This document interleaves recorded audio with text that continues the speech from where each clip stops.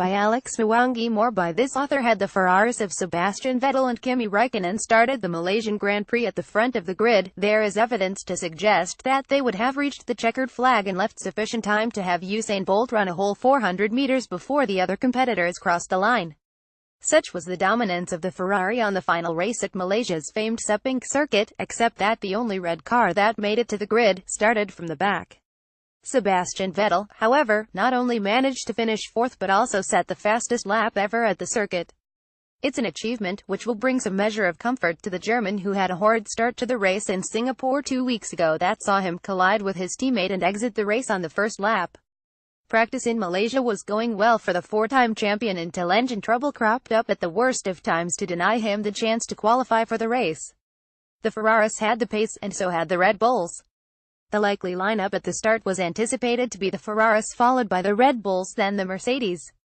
Lewis Hamilton, however, produced a stunning qualifying lap to leapfrog competition and set a time which ultimately proved to be unbeatable, with Ferraris Kimi Raikkonen just 0.045 seconds less than the time it takes one to blink slower than the Brit.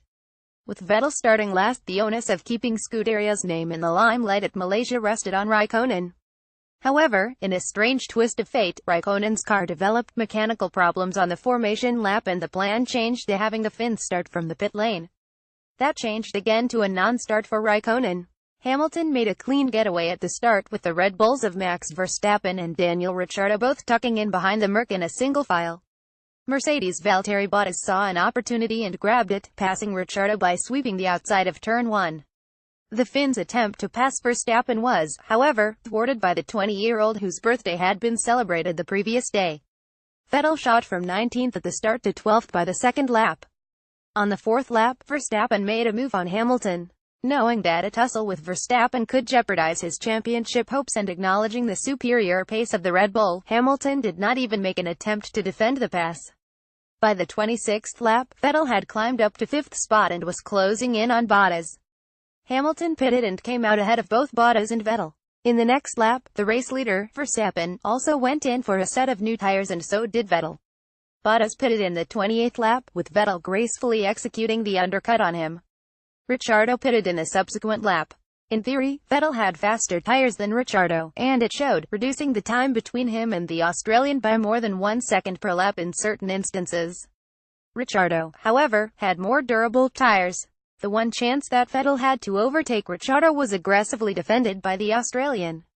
Sting in the tail, perhaps sensing that the new Ferrari engine had maxed out for the race and that pushing harder for a podium position could end up disastrously, Vettel was advised to hold back. Verstappen maintained his lead to take the checkered flag, with Hamilton grabbing 18 points in second position. Ricciardo secured the final podium slot, while Vettel, in fourth, took home 12 points. If the German thought his weekend's woes were over, there was another sting in the tail at Sepang as he came into contact with the Williams of Lance Stroll in the slowdown lap, which oddly meant that he finished the race fourth despite starting last but couldn't get the car to the garage in one piece. Vettel has a 34-point deficit to recover with only 125 points available. Verstappen overtook pole sitter Hamilton on lap 4.